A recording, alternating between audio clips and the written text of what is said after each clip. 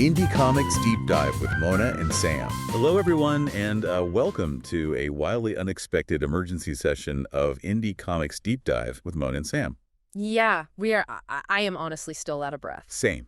If I sound winded, it's because I quite literally ran to the studio today. On a Sunday. Right on a Sunday, Yeah. which is, that sacred time that's usually reserved for reading back issues and drinking coffee. But we just had to get on the mics immediately for this. I'm still staring at the paper in front of me, and I honestly don't know whether to laugh or cry or just frame it as a historical document of the exact moment everything changed. Yeah, it's that big. We received a press release about an hour ago that completely upends the landscape for one of our absolute favorite places in the industry. But before we spiral completely into the details, and believe me, the details we have are absolutely bonkers, we have a tiny bit of housekeeping. Right, of course. Since we rushed in here on our day off for you, please do us a solid and hit that like button and make sure you are subscribed. It really helps. It helps more people find these deep dives. And today, we really, really need the community to weigh in on this. Absolutely.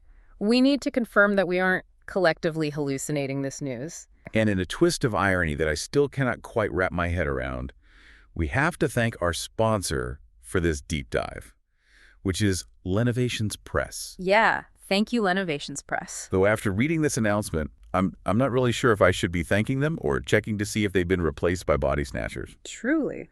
So let's unpack this. Today's entire deep dive is singularly focused on the breaking news regarding the Lenovations Press AI restructuring announcement. That's the only thing we're talking about today. It's massive. It is. Our sources provided the full press release. The headline is innocent enough. It says Lenovations Press announces new AI-driven publishing initiative. Which sounds so corporate. Right, but when you actually read the documentation attached to that headline, it is not just an initiative. It is a total replacement of their operating philosophy. It is a polite corporate way of saying they are taking the human element out back and that, well, Yeah. I'm just going to say, I am shocked. I am deeply disappointed. You know how much I love Section 12. You know how much I adore Wild West Adventures of Buffalo Bill. The Fantastic Fanboys Adventures, Yes. The list goes on and on. Exactly. These are creator-driven titles. That is the whole point of indie comics. The motto was always comics done for fun. Right. It was about passion. It was about intricate world building. And now they are canceling everything. All of it. All of it to be replaced by algorithms. It breaks my heart. It is definitely a hard pivot. I'm trying to look at this analytically, too. Strip away the emotion for a second. Our sources quote the reasoning behind this as a research-driven publishing strategy. Yeah, meant to identify, quote, underserved readership segments, unquote. Underserved segments. Just wait until we get to what those segments actually are. It's like they put comic book reader into a blender with an insomniac channel surfer and just hit puree. But from a business perspective, the claim is that they're using AI tools to examine market patterns and demographics. Right. Basically, they are letting the data dictate the content entirely. They aren't looking for a human writer with a cool idea anymore. They are looking for a data set that suggests the gap in the market. And that is exactly where it gets so frustrating for me. Lenovations Press was known for the Easter eggs. Oh, the Easter eggs were legendary. They were famous for those little hidden references. You know, the crossovers where Red Mask Rides again would appear on a tiny TV screen in the background of Section 12. Yeah. The fans loved hunting for those details. It built a whole community. Right. It rewarded long-term attention from you, the reader. But the new strategy explicitly forbids that. Yes. The AI analysis apparently determined that the news stories will strictly avoid trademark Easter eggs. None at all. No hidden references, no deep lore. Yeah. Instead, the mandate is, and I'm quoting directly from the strategy paper here, high-energy visual storytelling. Which, according to the definitions in the document, specifically means two things: more explosions and a splash page only presentation. Splash page only. We have to talk about this.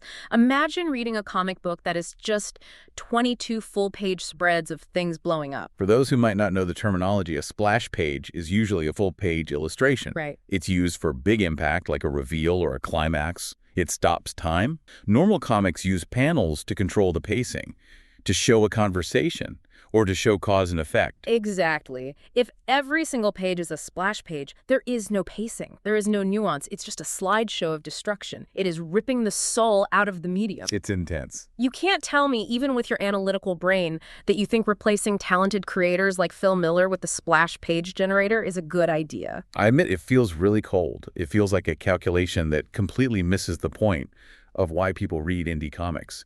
We read them for the personal touch, the weird quirks of the creator. But playing devil's advocate here, our sources claim this allows them to accelerate publication frequency. They can churn these out faster because they don't have to wait for a human to draw a background or ink a page. Quantity over quality. The classic corporate blunder. We can give you more comics faster as long as you don't care if they actually make sense. Well, they claim the AI is advising them on the best path to success. And to prove it, or perhaps to frighten us, they've announced the first 3 launch titles under this new AI regime.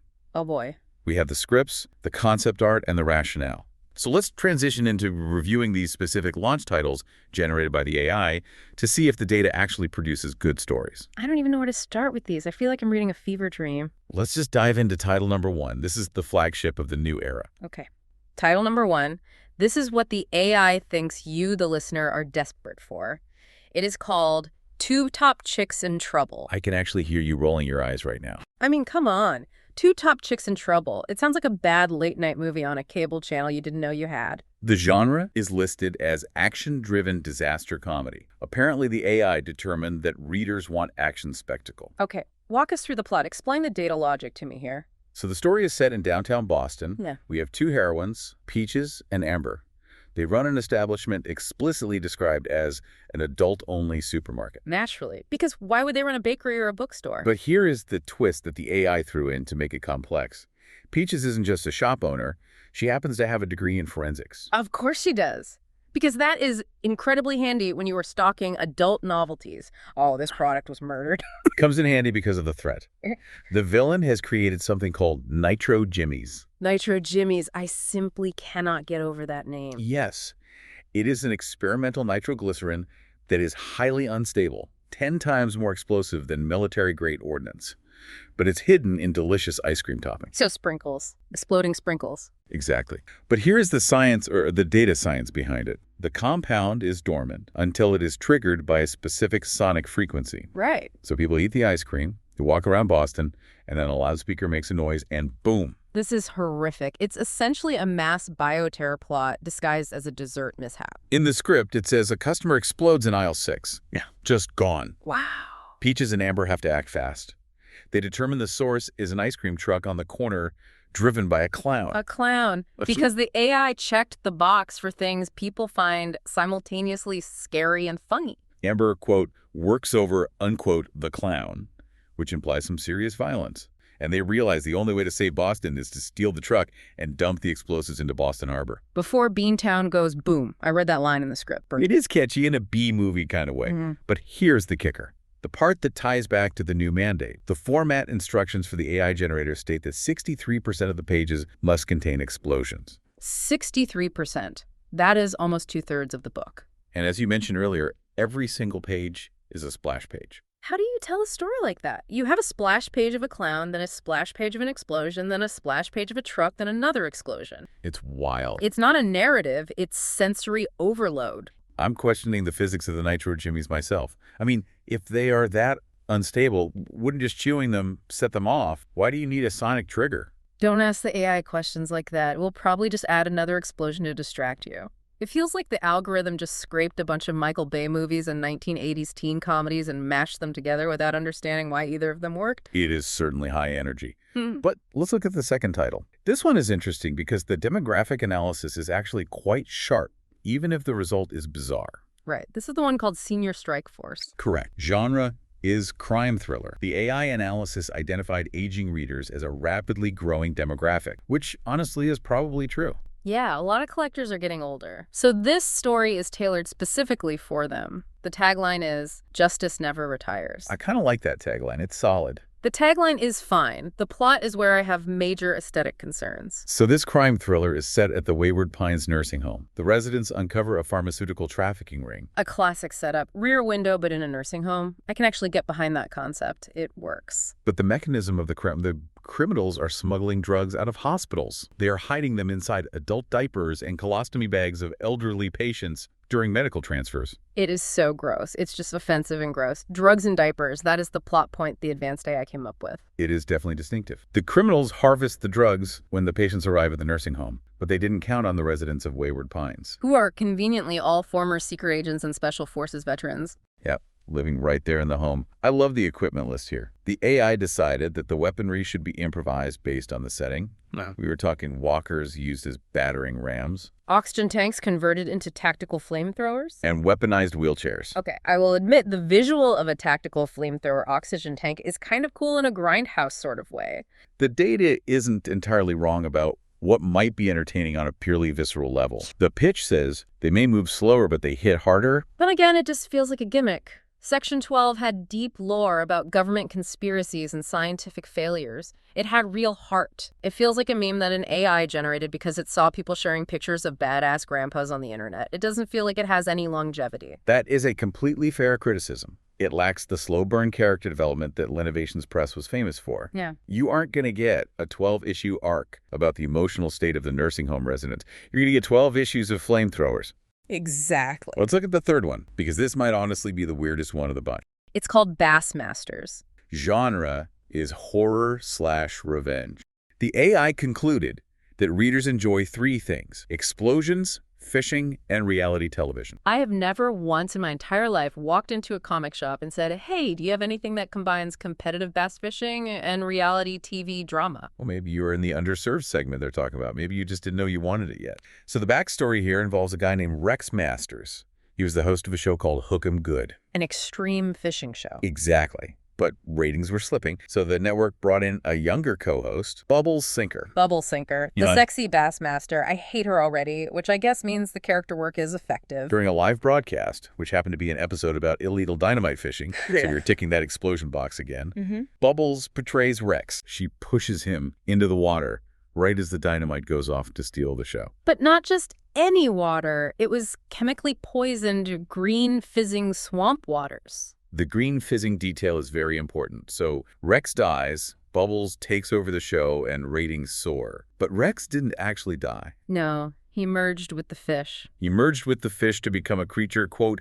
schooled in the art of revenge, unquote. Schooled in the art of revenge. I mean, the pun is right there. Yeah. I groaned, but I did laugh. It is so stupid it kind of wraps back around to being brilliant. So now the current plot is that Bubbles is filming season 2 in that exact same swamp, and the crew members start disappearing, boats return empty, equipment fails.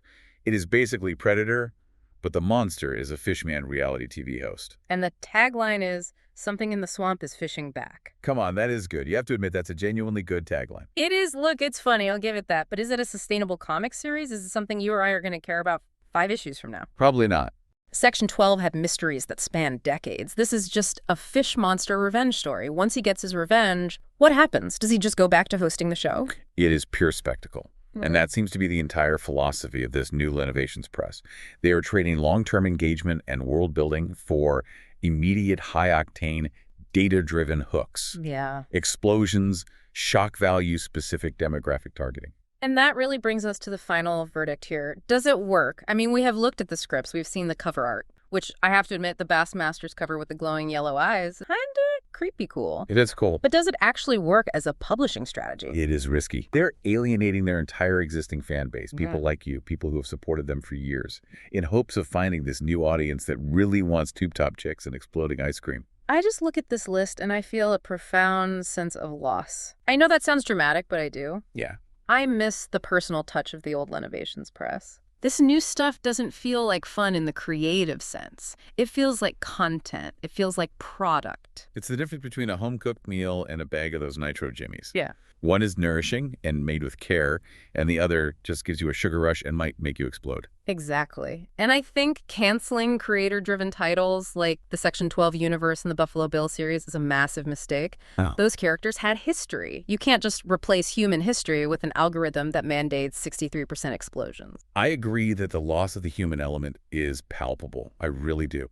However, I do have to admit, I am morbidly curious to see what a comic looks like that is all splash pages. I want to see how the pacing works or completely fails to work. You are going to buy it, aren't you? I might buy issue 1, just for the scientific curiosity, just to see the train wreck up close. See, that is how they get you. That is the data working. They are counting on the curiosity factor. Maybe. But let's remind our listeners out there, if you are mourning the loss of the classic Lenovations lineup, you can still get the old titles. Yes, please do. Section 12, Flashback, Section 12, Declassified, all the good stuff is still available. You can find them on the Lenovations Press website. You can also find them on Indie Planet, Drive-Thru Comics, and Global Comics. Go buy the human-made stuff. For sure. Show them that we still value real creators. And just a heads up, the new titles are coming soon, whether you want them or not.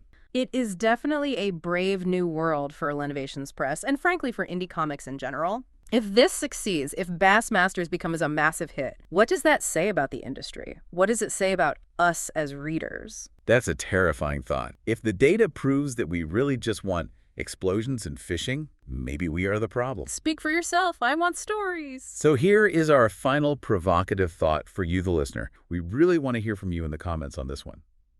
Would you read a comic written by a machine just because it promises 63% explosions? Does the data know what you want better than you do? Or do you care about who wrote it? Do you miss the Easter eggs and the hidden references? No. Let us know. We really need to gauge the temperature of the room on this one. We are going to be watching this story very closely. We will. And if Tube Top Chicks actually blows up, pun entirely intended, we will be back to talk about it. Thanks for joining us for this emergency session.